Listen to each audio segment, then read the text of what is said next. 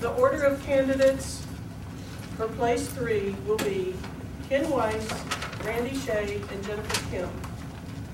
Mr. Weiss, you have 2 minutes to introduce yourself. Thank you. Thank you this evening for coming out this evening and listening to me speak about the issues that are important to you and us and Austin and its neighborhoods as a whole. I've lived here in Austin over 38 years, and no other candidate for place 3 can say that. My family moved here in 1969. My dad was an Air Force veteran, my mother a homemaker, and after he retired from Bergstrom, we decided to stay here. I've received all my education here. I have a bachelor's in business from Concordia University, and I'm working on my master's degree in business right now with a concentration in accounting. I have had the pleasure of operating 2 small businesses right here in Austin for over 20 years, and I know the unique problems that small business owners face when it comes to working with the city. We fought over 2.5 years on zoning issues, on ordinance issues with the city. I mean, I had to read every ordinance in the book and basically prove them wrong on the issues they were telling me that we were in violation of. I was an officer for over 5 years in the Texas Army National Guard. I was stationed at Mabry. I was stationed out at Bee Caves Armory. I was stationed up in Killeen for a while. And I've also been married for over 6 years, or almost 6 years, I should say. And I've seen the changes that Austin has gone through. Some of the issues that I want to cover are the environment, small family and minority-owned businesses, not converting our existing roads into toll roads, the community protective services such as EMS, fire, and police, and going through the budget and eliminating the waste that we have here at City Hall. That's it. My time's over. So if you don't mind, I'll continue standing so everyone can hear me. Sure. The first question is, we're going to do this a little bit differently. We're going to ask each candidate, so be listening to the question. Turnout for city elections in May is running less than 10%. Turnout for this year's November election is expected to be well over 50%, perhaps record-setting. If elected, will you work to place a charter amendment for a new city council election system on the November ballot? Mr. Weiss.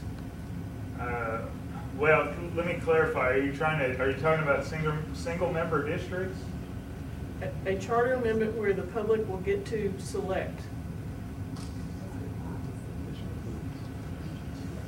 Will you put the issue on the... Well, I believe, yeah, if the issue is important to the people of Austin, I believe it should be put on the ballot for everyone to choose, especially when it comes to either voting or government formation, the way the government's formed. Do you think it's important? I do believe it. Right. It's important as a citizen of the United States and as a citizen of this community that you participate. Ms. Shade, your answer? I've talked to many of you in this room about this issue, and I think that I definitely am a proponent of a hybrid system, and I'm definitely a proponent of having a process where we can look at this issue. I think that to do it by November is not as good an idea as waiting until the census report comes out in 2010. I actually agree that we should be looking at that not only for our goals for growth management planning, but we've got a target.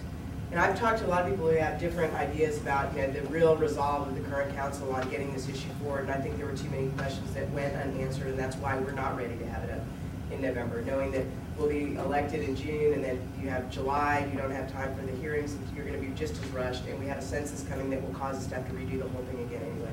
So that's, I want to bring it up for 2010. Thank you. Ms. Kim? I supported it putting on the November ballot, but it doesn't seem that we have the votes to do that. But before we do that, we need to be clear what plan people are voting on. There didn't seem to be any consensus or any real solid work on practically dozens of questions around single-member districts.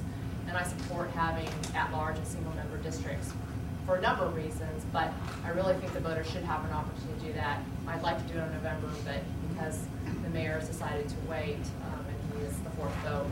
Don't seem to be able to do that right now. Okay, thank you. Now we're going to go back to our regular order. Mr. Weiss, specifically, what in your experience qualifies you to be a city council candidate?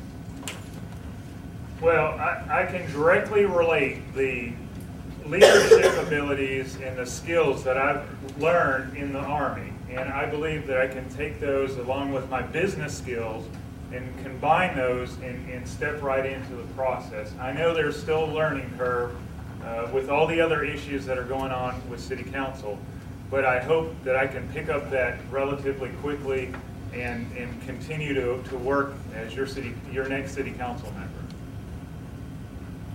What do you hope to accomplish as a city council member? Well, one thing is I want to make sure that Austin stays green, that we provide parks and green space for our future children, that small businesses here in Austin thrive, that we don't need to be giving subsidies to big business, because if you're making billions of dollars, what's a few more million to you?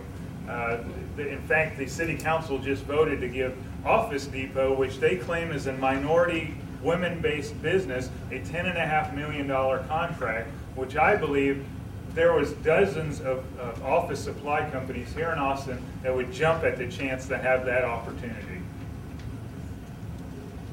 You've said that the city should not tell neighborhoods what they want. How would you determine what a neighborhood wants? Well, as far as neighborhood planning, I believe you live in the neighborhood. City Council doesn't live in every neighborhood in Austin. You as neighbors know what you want in your neighborhood. If you don't want VMU in your neighborhood, then I will support that fact. If you want a town center like Oak Hill does, I will support that fact. It's you that live in the neighborhood. You have to live there every single day. You have to drive by those developments or use those developments. So I will support the neighborhoods in their efforts to get the developments they want.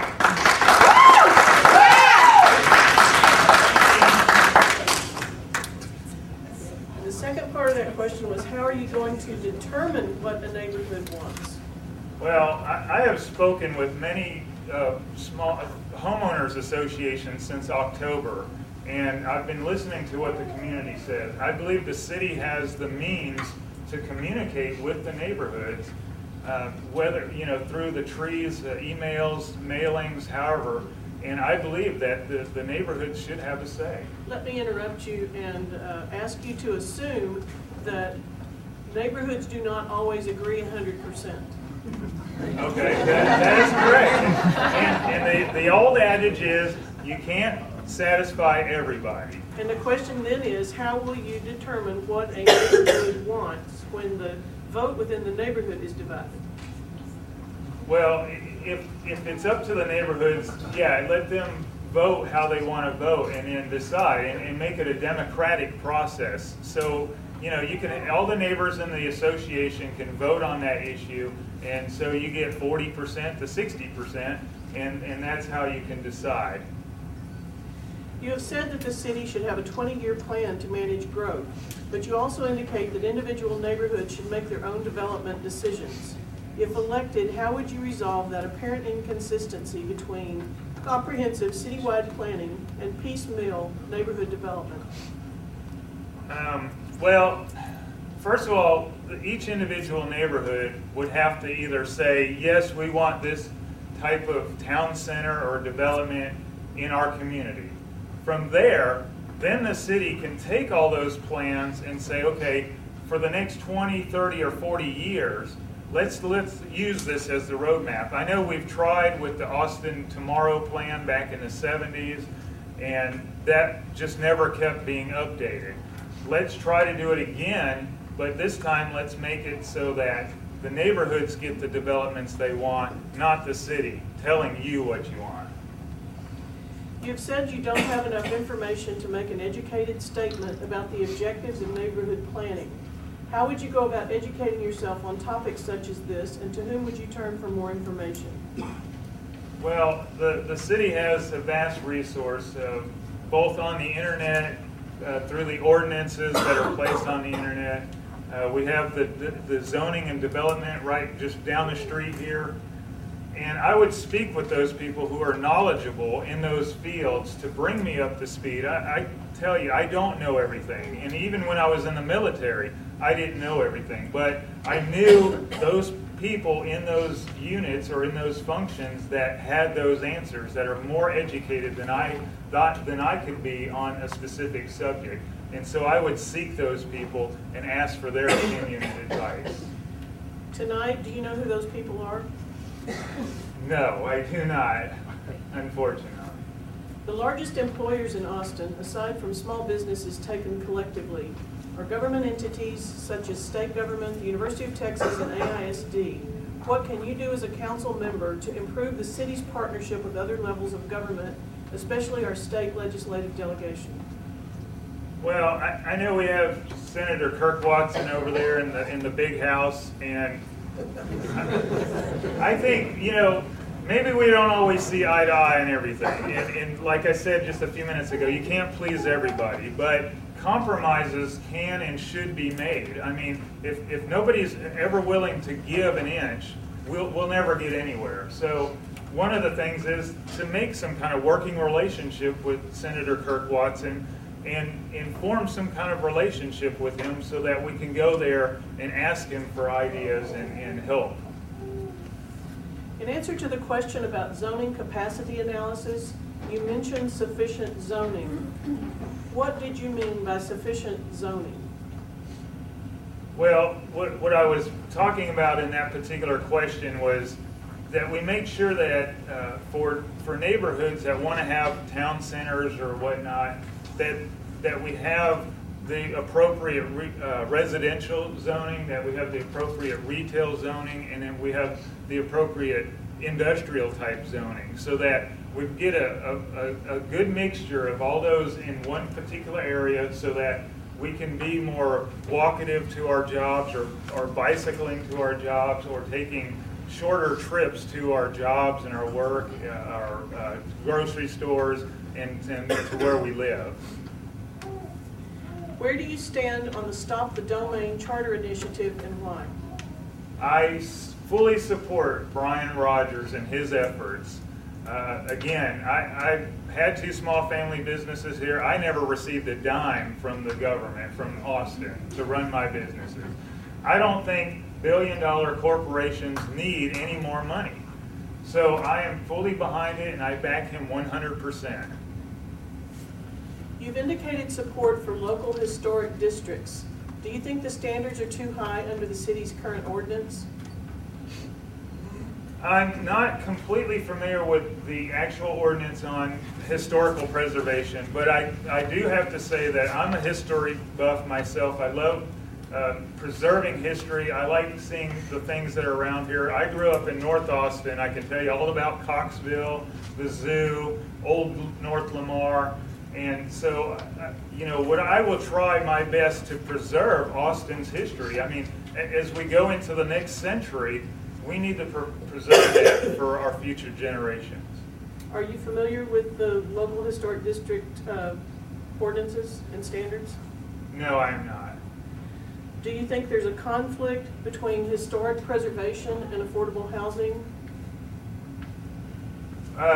Well, there possibly could be, because a lot of the homes over in East Austin or in the older neighborhoods will definitely be, older, 100-year-old homes like in Hyde Park. I know there's a lot of those homes were built in the teens and the 20s. In fact, my brother lived over there. And they didn't even have electrical wiring. The wiring was still on the wall. And so there could be conflicts between the ordinances. And we need to just work to preserve some of those homes and not make those McMansions like everywhere else. Where there is conflict, how would you resolve it? I think we have to look, and see what the neighborhoods want, because I don't believe that, I can't say for Hyde Park for sure, but I couldn't imagine Hyde Park saying, well, let's bulldoze all these old homes and put in all these new fancy homes. So I would have to see what the neighborhoods want, and to see if they want older existing homes to be preserved in their neighborhoods. Sometimes, just because a home's 100 years old, doesn't necessarily mean that it has historical value either. Last question. Will you support homestead exemptions for all Austin homesteads, tax incentives to those who provide rental housing at affordable rates, and no property taxes for those over 65? This issue was brought up at another forum just recently, and one comment was that if we were to give tax breaks to the senior citizens, whether it be no taxes on their homestead or whatever it be, that the city would eventually go broke, because we rely on those taxes from those properties. What I do support is some kind of freeze on senior citizens' property taxes, especially those senior citizens who are on limited budgets. They're just living off of Social Security. I've talked with several senior citizens who said they can no longer afford to live in the home that they paid for over the last 30 years because they can't afford the property taxes on their limited income. So I do agree that we do have to help the senior citizens and find ways to help them save money so that they can still live in Austin. Thank you very much. Thank you. Let's save our applause until the next two finish. Randi Shade, you now have 2 minutes to introduce yourself. Well, hello, thank you, and I'm glad for your sake that I'm the second to last person to speak tonight. I've just been a long night for you guys out there. Let me just tell you quickly a little bit about myself, and then I want to go into the priorities that I wanted to address. I think the most important thing you should know about me is that in 2006, after I completed the transaction of the small business that got no tax incentives, a little local business that I bootstrapped and ultimately sold to a publicly traded company, that company, once I completed that transaction, I turned 40 and I had a baby. And my mentor and teacher and friend, Ann Richards, really encouraged me back in 2005 when the beginning of this transaction occurred, that I really think hard about how I could connect the dots of what I've done in the past. I had worked in her office. I worked for her for 4 years. I also worked on her gubernatorial campaign in 1990. And she encouraged me to figure out how I could bring this different background that I have to a public service role. I think if she were alive today, she'd be shocked that I chose this. And there are days where I'm kind of questioning my own sanity and thinking I watched a little too much Channel 6, maybe I had a little postpartum depression going on or something. But in any case, I'm here strictly because I care about this community just like everyone in this room. I live in the Clarksville neighborhood. I participated in some of my neighborhood planning process. If you remember, the CCDC, Clarksville Community Development Corporation, tried to secede during the process. It was pretty ugly. So I live in a neighborhood has had a lot of the issues. I am coming up to speed as quickly as I can. My philosophy is just that this is everybody's Austin, and I am running because I want to be an accessible, reliably accessible council member. I plan to post my schedule so that you'll know if I'm spending too much time with developers or too little time with one neighborhood versus another, or one faction of a neighborhood and not another faction of the neighborhood. So I really want to be an open, accessible council member. I want to hear from you, and I'm serving because I'm mostly concerned about promoting responsible growth and seriously reducing the impact that poverty is having on our community. I'm all for economic vitality, but if we have people that's basic needs are not met, it's been way too long since that's been on the high priority list in our city, and I'm running because I'm really motivated to do something about that. Thank you. You say you decided to run against incumbent Jennifer Kim because of her reputation for inaccessibility and her resulting ineffectiveness over the last 3 years. Please give specific examples of what you call Ms. Kim's ineffectiveness. Well, it's really hard to challenge an incumbent, and I didn't make that decision easily because without a doubt it ends up being a referendum on the incumbent rather than being entirely about my candidacy and what I want to bring to bear. But I want you to know that it was only after talking to people. I had planned to run for an open seat. That would be a lot easier. But I heard from Austin Interfaith, I heard from people with firefighters, I heard from neighborhoods, RG4N people, I heard from, I can't go down the list, progressives, people that were active in the Democratic Party, people worried about the Capitol Corridor, people worried about, I heard a lot of dissatisfaction, the pet shelter, the panhandling ordinance. There are lots where it seems that Jennifer Kim changed her mind and didn't hear from all the constituency that were necessary, reaching out. And accessibility is the key issue. I think the fact that when I announced my candidacy, she announced that she would offer office hours is a good indication that even if I don't win, that we're going to have a more accessible council member in place 3, and for that I'm thankful. So for the specific examples that you recited, how would you have dealt with those situations? Well, in 30 seconds, it's impossible to do all of them, but let's just talk, for instance. You have a minute. Oh, I have a minute? Okay. I made this joke earlier, but those of you that are at these forums know I'm kind of technically just very challenged in this process. Well, I'm trying to think of what a good example would be. Let's talk, for instance, about one that I think Jennifer Kim is most proud of, which is the toll road issue. And I talked to people who served on Campo Board, and I think the fact that constituents, people who were involved, who didn't know how she was going to vote until the day of, is something that I wouldn't have done. I would have had people talking to me all throughout the process, so you would have known where I stood. And in addition to that, I would give another example being the city manager choice. That was one where I know people who were in the room when the decision was made about the process back in November, and then the statesman wrote a column about it, and then at the last minute she asked for more open input. You know, you can't do that at the end of the process. You have to do it at the beginning of the process. And I would have done that. Sorry. You were on the board of the Chamber of Commerce for 3 years. Considering the mindset of the Chamber, that is, focused on businesses and attracting businesses to Austin with subsidies, and the neighborhoods, that is, preserving what's special about Austin and not giving subsidies, how do you propose to fairly serve the Austin neighborhood's concerns and desires? I guess I should just say something. Well, let me first say that I served on the Chamber Board for 3 years. I was specifically recruited because there were not very many tech people on the Chamber Board, and yet they employ 40% of the employees in this community that aren't working for state government. I mean, they're the biggest employers. 85% of the members ran small businesses like mine, which had less than 100 employees, less than 50 employees actually. And one of the issues that I came up against was how to get health insurance when you're a small company, and that was something that we were promoting. And I also helped launch the Austin Clean Energy Initiative while I was on the Chamber Board. So I'm not going to say I'm not proud of my Chamber service, in spite of the direction that question seems to indicate. So I'm going to interrupt you yeah. and just say that one group is interested in one set of things, and another group is interested in sometimes a different set of things.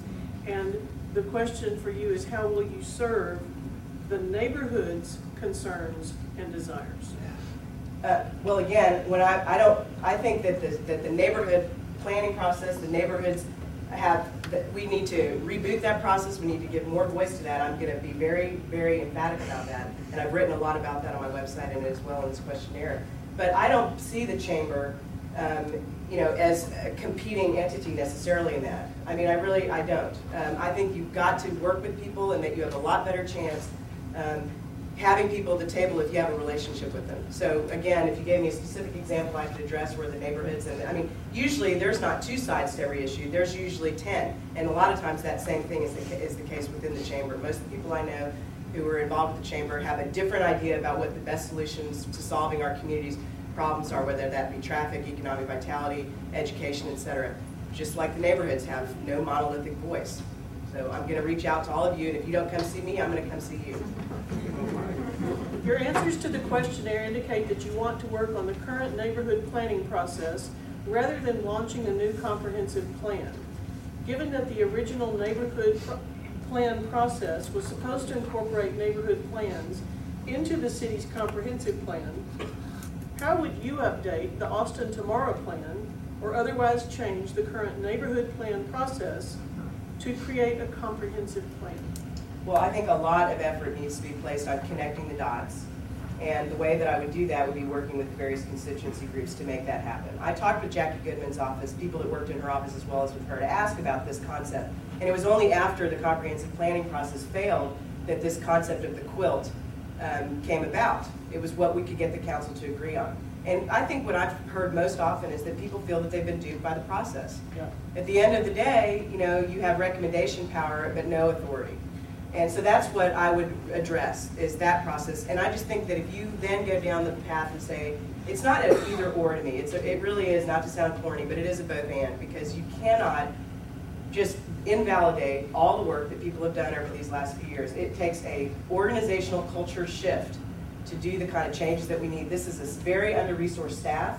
None of the people there that I've met are malintentioned. I really believe that they are very under-resourced. They are coming out of the LBJ school, sitting in their cube, and it ends up being like this widget factory. They don't even have the, you've talked to them too. I don't need to get on that. I'm going to restate the question just a little bit. What will you do to go forward to have effective neighborhood plans and an effective comprehensive plan? Well, like I said, first thing is I would address the process with neighborhood planning so that it actually has authority, zoning authority, that it doesn't currently have. I would work to achieve that. Only then can you start connecting the dots. And let me tell you that the disparity across the different neighborhoods in their approach to planning is something else that I would actually get those people in a room and start taking the strengths of what worked in some places and not and what hasn't worked. I mean, if you look at the websites of the neighborhood associations and you get the history of the battles that have been fought and won and lost, you can get the solutions to these problems. So you're talking about the things that you would do individually, but not as a member of the city. Well, you would then bring forward recommendations to change the process. Absolutely. Do you see that it needs to be changed? Yes, I completely agree with that. And let me just be clear that my answer to that question was not because I don't agree that we need a comprehensive plan. It was that I think you have to not invalidate the work that people have done so far. They're already, frustrated with that. We need to speed up a little bit. I'm going to take responsibility for slowing you down, but do you believe there's any way to provide affordable housing without asking Austin to subsidize it through property taxes? If so, please elaborate. Well, I think we should work with the existing organizations that we have, some of the best organizations in town, Foundation Communities, the Community Partnership for the Homeless. I think that many of the recommendations that have come out of the Incentives Task Force, the downtown approach is very useful, and I support that. That's the work that Jennifer Kim has done. I also think that we, just in the same way that we've used set-asides from developers to help us acquire land over the aquifer, we should employ the same process for affordable housing. And I think we're going down the path on a lot of these in a really good way. Your answer to our compatibility questions indicated that you felt the current noise ordinance was sufficient and just needed to be enforced. The noise ordinance allows sound to reach 85 decibels. According to OSHA, sustained exposure to 85 decibels can result in hearing loss. Do you believe our commitment to promoting live music at bars and restaurants should be at the expense of a family's right to reasonable peace and quiet inside their own home, and that they should just suck it up and move?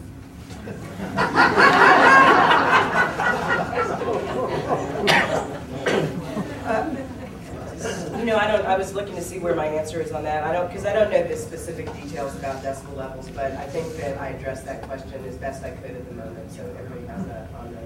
I think that if you're living in the entertainment district, that noise is going to be an issue. I think across the board that where we have, one of the other themes I would say is that when it comes to ordinance enforcement, that we are woefully under-resourced, and that's across the board. So, would you be happy exposing your family to those conditions until 10:30 p.m. weekdays and until midnight on weekends? Well, I live in a neighborhood, and I made the choice of where I'm living. Again, some people didn't necessarily make the choice, but I live in a neighborhood where I do sometimes hear that noise. I live off of Mopac. I made decisions when I bought where I bought. I'm central in. It's just a question of trade-offs, and so. And the question is, would you be happy? Well, let me tell you, I'm very happy. I am very happy where I live, and there's trade-offs. I've lived, above the Cheapo Records in a little shack for 5 years when I moved back here and started my business. And it was noisy. We had all kinds of issues. But I chose to do that. I wanted to be able to see the Capitol every morning when I woke up. That's the trade-off I make. In your answer to question 5, you suggest that Austin's population is going to double in 20 years rather than the current forecast of 40 years. If our population growth does accelerate that rapidly, how would you manage that growth within the limits of our water resources? Well, as far as growth goes, I think what I said was we've had a consistent growth pattern now for 150 years, and I know it's a straight line. It's one of the biggest cities in the country to have that over this time period, and I believe that that's going to continue as it is everywhere in the southwestern part of this country. This is a desirable place. I think doing a lot more in the area of water conservation is critical, And I think a lot of that has to do with communication and really connecting the dots. I mean, I've made a lot of recommendations in that arena, but I think that when you look at recycling and water conservation, we're barely scratching the surface now, and yet we have a community of people who are really open to it. So a lot of it has to do with the city leading and using the bully pulpit and marketing programs effectively and connecting the dots. That's why I've suggested that we have a chief sustainability officer that actually deals with the silos that we have, so that you can not have, I mean, there's so many programs that we have that most people don't know about. It's amazing. That's why Green Choice was so undersubscribed for such a long time. There's so many examples I can give you on that. You say you will direct staff to provide a zoning capacity analysis for neighborhood planning areas before approving any zoning changes. Does that mean you will withhold your approval of zoning changes if staff does not provide the analysis? In most cases, I can imagine that I'd say yes to that.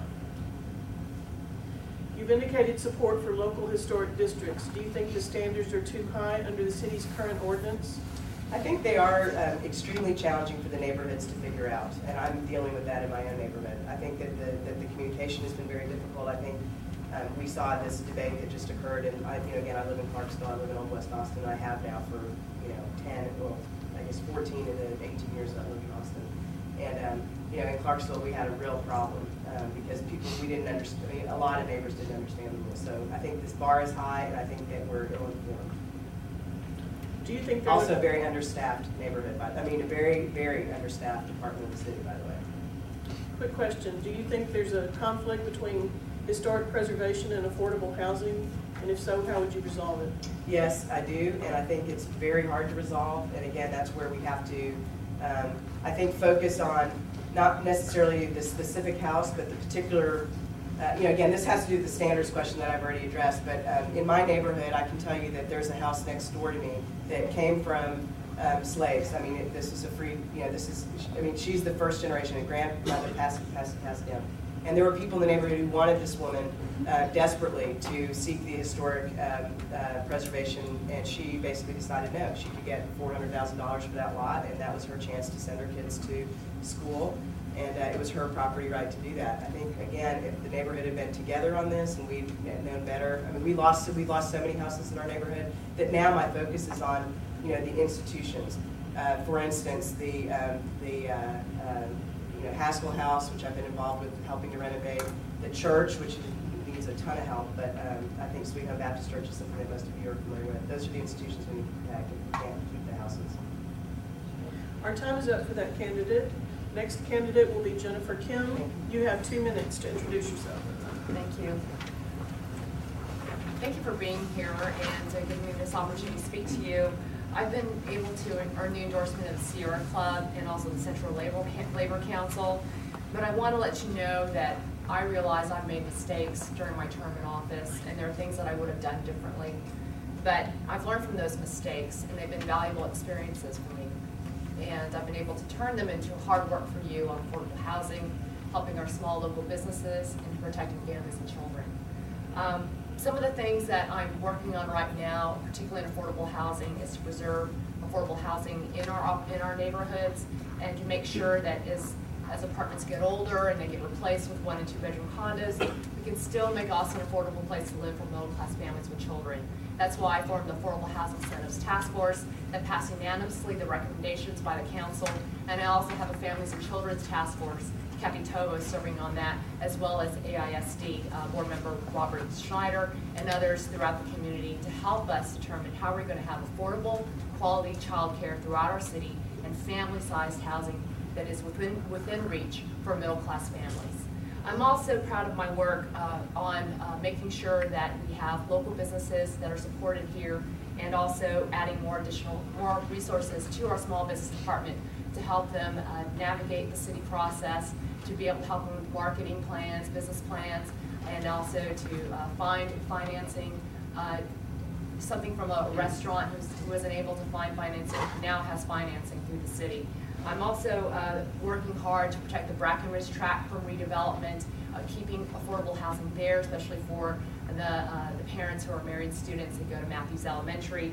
And also I was able to work effectively with Oak Hill, still am, to scale back a TxDOT toll road project that would have eroded thousands of feet of Williamson Creek and remove dozens of historic oak trees.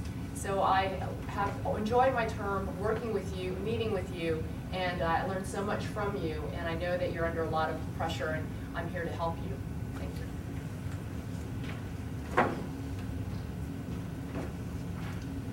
you. ANC brought forth a call to action for a comprehensive growth management plan in July of 2007, but was unable to get any of the council members to sponsor moving it forward.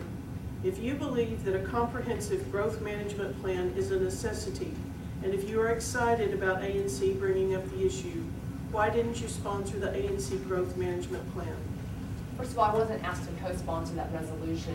I remember meeting with Danette and other people, I think Lisa, and was really excited about that. Gave me specific ideas on how to move that forward, but also a lot of questions. What is your starting point? What is your end point? What is your process? What is your timeline? Do you want to hold back the neighborhood plans that are in progress, or do you want to wait for a comprehensive plan? Those are kind of big questions, and I think we need to have some agreement about that before we just say we update the comprehensive plan. So I think neighborhood planning has kind of been a substitute for comprehensive planning, but we really need to go forward with it. What I've been waiting for is our new city manager to get into the position. I've had a couple conversations with him, including this afternoon, about what to do. He's kind of trying to deal with a lot of things right now, but he assured me that he does want to tackle that, and he knows it's a priority for me as well as for the community. Is this a top priority for you? Absolutely. I think, especially for affordable housing, we need to have a 20-year plan for affordable housing.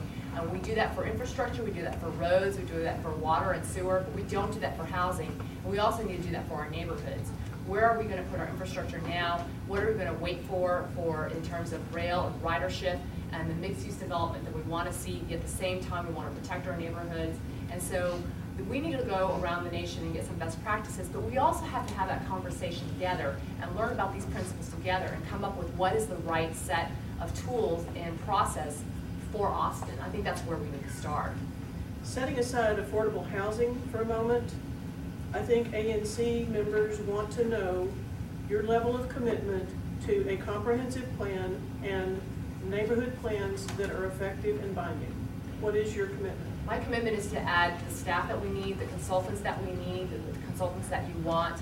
I also want to make sure that we staff the neighborhood ombudsman's positions. We created that in the budget, 4 vacancies, which I've told the staff I want to fill as soon as possible. I've also been able to finance a 3D modeling system, which is going to be helpful in updating the comprehensive plan. So you have that information, not just developers, to be able to understand how development will affect your neighborhood and from different perspectives. So those are things that I will continue to add more resources to for you. You have advocated for affordable housing, yet you supported moving the animal shelter to land in the Go Valley Johnston Terrace neighborhood plan that had been designated in the plan for affordable housing. Can you explain why you voted against upholding the neighborhood plan and the desire for affordable housing on that site? We're actually I believe we're going to have some affordable housing on that site next to the shelter. There's going to be a dog park, and there's also going to be the shelter there. But I think it's something that is not, you have to do one versus another. And I think the move for the shelter is really important. The staff have to go wear the waders and go in and remove those animals one by one when it's flooding. And we're not going to develop over it. It's going to be parkland.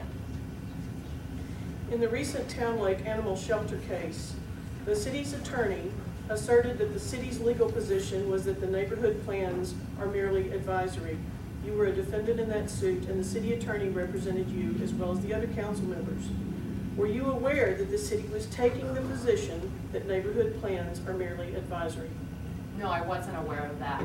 But we have the FLUM and we have the ordinances, and the neighborhood plans are actually the zoning cases where it would require an action of the council to change that zoning. So I don't know where that's coming from.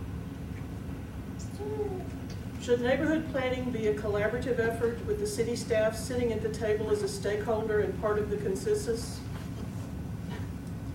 I think there's been a problem with neighborhood planning, a lot of problems. I think one of the things that the staff has been struggling with is how to put mixed use on the corridors, but at the same time, they're really taking the non-conforming uses and just making them conforming.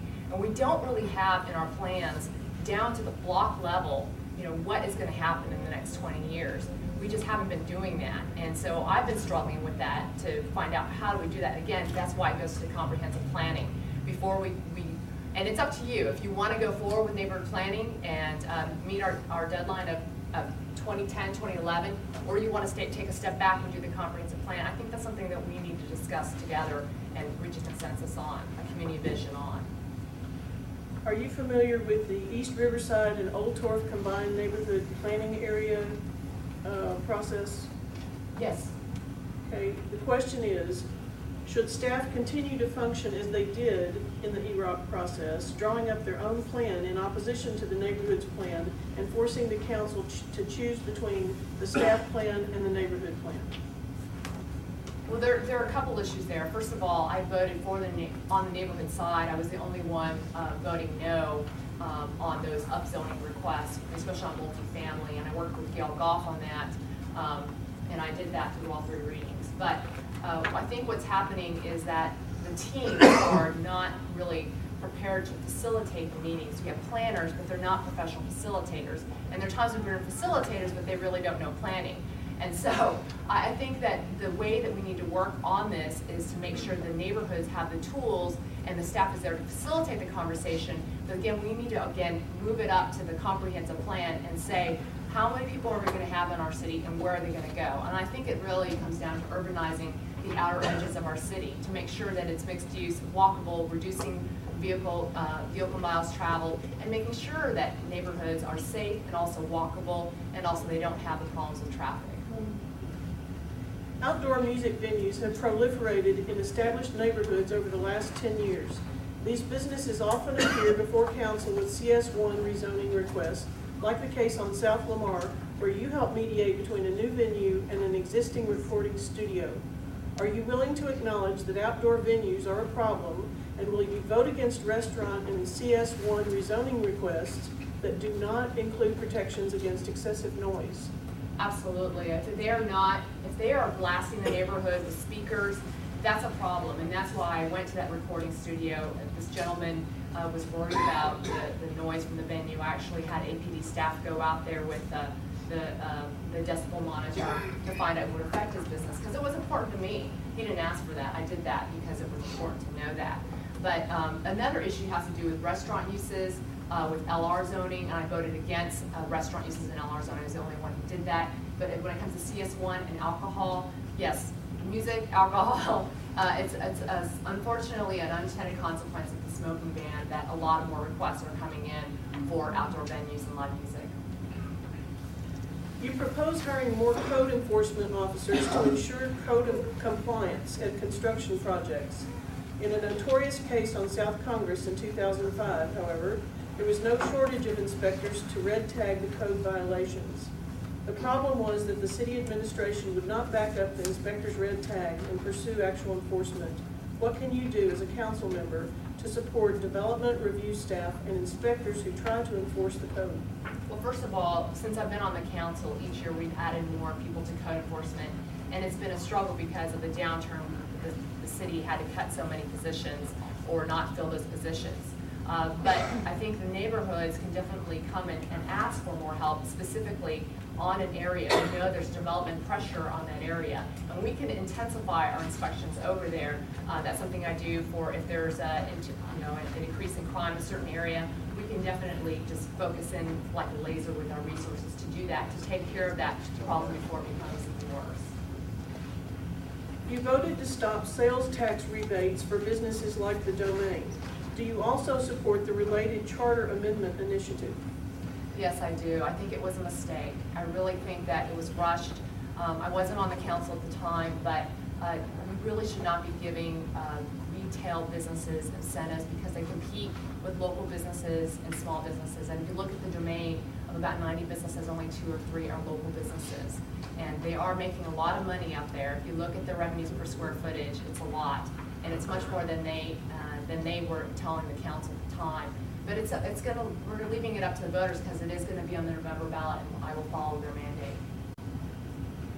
Do you think there's a conflict between historic preservation and affordable housing? And if so, how would you resolve it?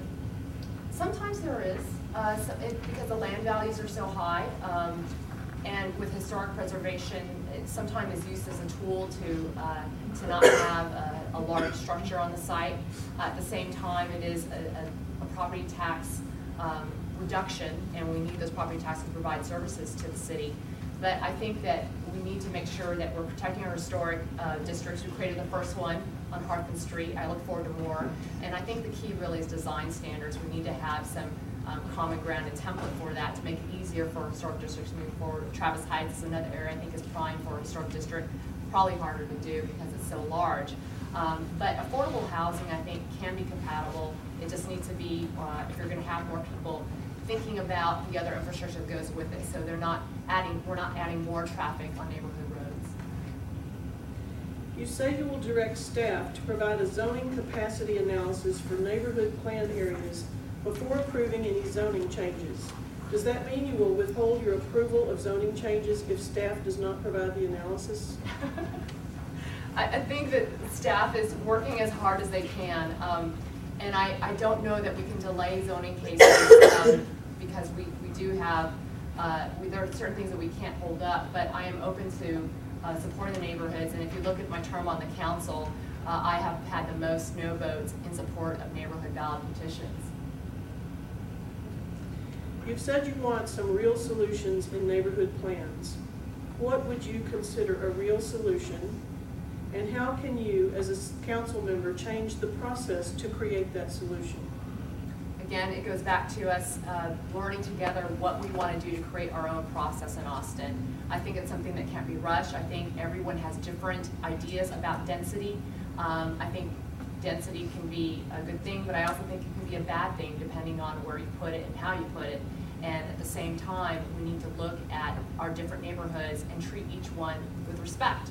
There are certain neighborhoods where you have a lot of people, much more people per square mile than in other neighborhoods. And so they're saying we don't want more density, we don't want more BMU. And I think we need to listen to them in that regard. But at the same time, we want to be able to put in more tools, and I want to put in more tools like the 3D modeling system that we have, and we're doing the Town Lake overlay right now. The staff is working on that right now. We did downtown, and I see that rolling that out throughout our city so that you can go and online and get that information yourself and give us your feedback in a timely manner. What do you think the community's objectives should be for a neighborhood plan? I think a neighborhood plan should really be thinking about the next 20 years. And you should have a vision for what kind of demographics you want to have, first of all. We look at trends, we look and see that we're losing families with children.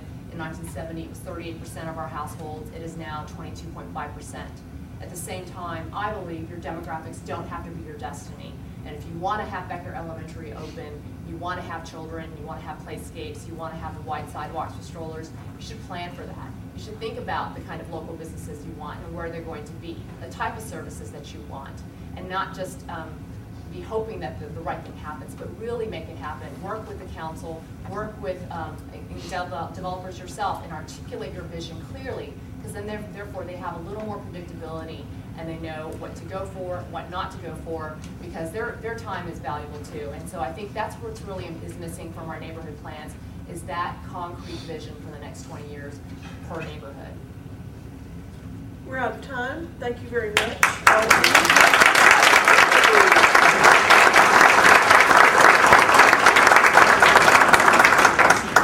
Thank you. We're going to adjourn this meeting. We will go into an executive session and have an endorsement proceedings.